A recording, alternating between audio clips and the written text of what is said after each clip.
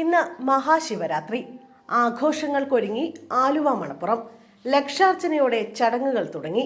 ഇന്ന് മഹാശിവരാത്രി. ക്ഷേത്രങ്ങളെല്ലാം ശിവരാത്രി ആഘോഷത്തിൽ. പിതൃകർമ്മങ്ങൾക്കായി ജനലക്ഷങ്ങൾ എത്തിച്ചേരുന്ന മഹാശിവരാത്രി ആഘോഷത്തിന് ആലുവ മണപ്പുറത്ത് തുടക്കമായി. പുലർച്ചെ 4 മുതൽ ബലിതർപ്പണം ആരംഭിച്ചു.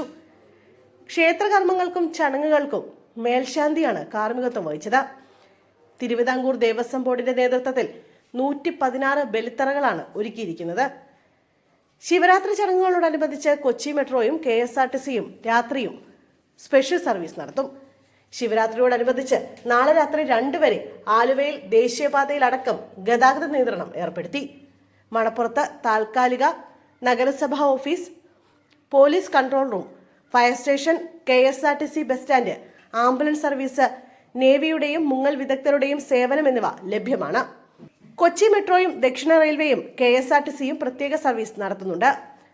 1500 പോലീസ് ഉദ്യോഗസ്ഥർ ഡ്യൂട്ടിയിലുണ്ട്. നിരത്തിലും പ്രധാന കേന്ദ്രങ്ങളിലും മഫ്തിയിൽ പോലീസ് ഉണ്ടാകും. രാവിലെ 4 മണി മുതൽ ക്ഷേത്രത്തിലേക്ക് ആളുകൾ എത്തുന്നുണ്ട്. ഇന്ന് രാത്രി നടക്കുന്ന ശിവരാത്രി ബലിയും വ്യാഴാഴ്ച രാവിലെ 8:30 മുതൽ നടക്കുന്ന കുംഭത്തിലെ വാവുബലിയുമാണ് പ്രധാന ചടങ്ങ്. ക്ഷേത്രകർമ്മങ്ങൾക്ക് മേൽശാന്തി മുല്ലപ്പള്ളി ശങ്കരൻ നമ്പൂതിരി മുഖ്യ കാർമ്മികത്വം വഹിക്കും. ഗ്രീൻ പ്രോട്ടോകോൾ പാലിച്ചുകൊണ്ടായിരിക്കും ആഘോഷങ്ങൾ നടക്കുക.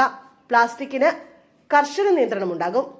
ഇന്ന് വൈകിട്ട് മുതൽ നാളെ ഉച്ചവരെ ഏതാണ്ട് 7 ലക്ഷത്തോളം പേർ ഇവിടെ എത്തുമെന്നാണ് പ്രതീക്ഷിക്കുന്നത്. അതിനുള്ള ക്രമീകരണങ്ങളും ഒരുക്കിയിട്ടുണ്ട്.